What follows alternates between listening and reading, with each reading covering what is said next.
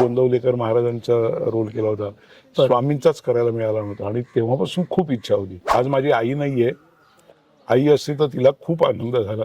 जर का तुमची बैठकच आध्यात्मिक असेल बरोबर. तर तुम्हाला वेगळा अभ्यास काही करावा लागत नाही. कलाकार म्हणून की मला कोणत्याही भूमिकेचं आव्हाने पेलता आलंच पाहिजे. स्वामींची कृपा आहे, माझं काही नाही. नमस्कार, भक्ती प्रवाह चॅनलमध्ये आपल्या सर्वांचं स्वागत आहे. कलर्स मराठीवरील जय जय स्वामी समर्थ या मालिकेला 1800 भाग पूर्ण झालेत. त्या निमित्ताने स्वामींची भूमिका करणारे सुनील गोडसे आज आपल्यासोबत उपस्थित आहेत. आता जाणून घेऊयात आपण त्यांचा स्वामीमय प्रवास. श्री स्वामी समर्थ. श्री स्वामी समर्थ. ज्यावेळी स्वामींची भूमिका तुमच्या वाट्याला येते हे जेव्हा तुम्हाला कळलं त्यावेळी तुमची भावना काय होती मनामध्ये? एका क्षणी खूप आनंद झाला होता. म्हणजे असं विचारल्यावर करणार का, पटकन तोंडातून हो म्हणून येऊन गेलं. म्हणजे त्यावेळेस कारण इच्छा तर खूप होती. ही सिरियल सुरू झाली त्यावेळेसपासून असं वाटत होतं की आपल्याला स्वामींचा रोल करायला मिळावा आणि ती संधी आपणच समोरून चालत येते म्हटल्यानंतर म्हणजे लिटरली की म्हणतो ना की आसमान हातात आल्यासारखं झालं होतं माझ्या. आणि मी पटकन हो म्हटलं आणि मग नंतर मला माझ्या एक एक गोष्टींची जाणीव व्हायला लागली की आपण स्वामींचा रोल करणार आहोत. आपण आता काय करायला पाहिजे, काय नाही, भूमिका साकारत असताना मग स्वामींच्या लकबी काय आहेत, स्वामींची बोलण्याची स्टाईल काय आहे. बरं, सुदैवानी एक गोष्ट अशी आहे की स्वामी हे 19व्या शतकातले पहिल्या 2 दशकातले. बरोबर. त्याच्यामुळे स्वामींना प्रत्यक्ष बघितलेले व्यक्ती कोणीच नाहीये हयात.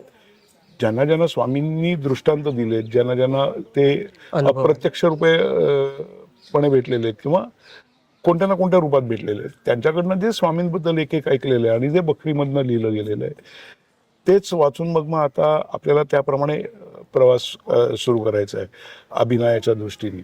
बरोबर. आणि आजपर्यंत तुम्ही वेगवेगळ्या धाटणीच्या भूमिका केल्यात, तर आध्यात्मिक आता ही भूमिका करताना तुमच्यापुढे काय आव्हानं होती? मग त्यासाठी तुम्ही काय वेगळी तयारी केली? त्याकरता वेगळा अभ्यास मुळात काय माहिती आहे ना की जर का तुमची बैठकच आध्यात्मिक असेल बरोबर. तर तुम्हाला वेगळा अभ्यास काही करावा लागत नाही. आणि एक कलाकार म्हणून की मला कोणत्याही भूमिकेचं आव्हाने पेलता आलंच पाहिजे. बरोबर. आणि सुदैवाने लहानपणापासून आमच्या घरातले संस्कार हे अगदी रोज पठण आणि स्तोत्र हे ते नसलं तरी रोज सकाळी उठल्यानंतर काही देवाची स्तोत्र आहेत, आंघोळ झाल्या झाल्या ती म्हणायची, पूजा करायची. हे संस्कार लहानपणापासून असल्या कारणाने की एक आध्यात्मिक बेस तयार होतो म्हणतो ना आपण, तसा तो तयार झालेला होता. आणि स्वामींच्या बद्दल किंवा याच्या आधी मी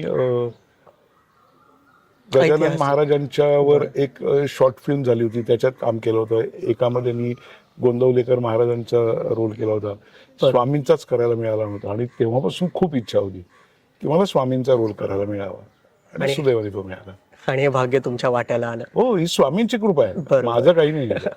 स्वामींची कृपा आहे आणि त्यांची इच्छा आहे म्हणूनच हे शक्य झालं, अदरवाईज ते शक्य नसतं झालं. बरोबर. आणि आता तुम्ही म्हणालात की तुमच्या कुटुंबामध्येच हा सगळा आध्यात्मिक पाया रचला गेला होता, तर जेव्हा त्यांना कळलं की तुम्ही आता स्वामींची भूमिका करणार तेव्हा त्यांच्या काय प्रतिक्रिया होत्या? आज माझी आई नाहीये, आई असती तर तिला खूप आनंद झाला. कारण आई गोंदवलेकर महाराजांचं खूप करायची आणि मी आईला सांगितलं, म्हटलं की मी आता स्वामी समर्थांची भूमिका करणार आहे. आणि घरच्यांना, बाकी बायकोला मुलांना तर अतोनात आनंद.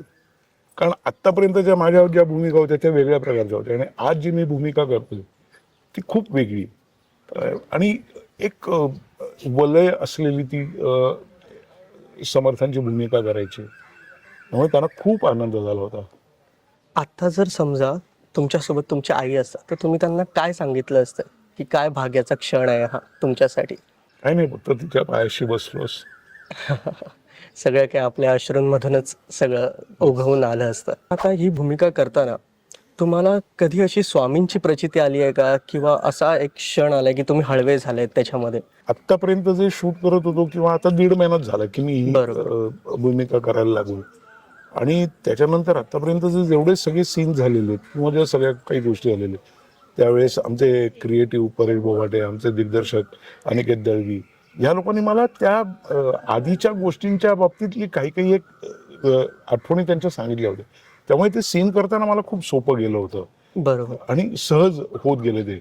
पण अजूनपर्यंत असा एखादा अनुभव नाही आला की अशी काहीतरी वियर्ड परिस्थिती आहे आणि मी आता काय करायचं सुचत नाही. बरोबर. अशी सुदैवाने स्वामींच्या कृपेने अजूनपर्यंत ती वेळ नाही आली. बरोबर.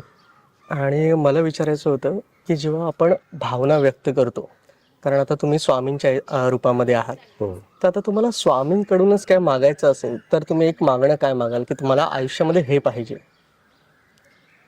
मी हेच सांगेन, स्वामी मला तुमची सेवा करायची आणखीन संधी द्या. जी अनासाई तुम्हाला मिळालीच आहे या भूमिकेच्या माध्यमातून.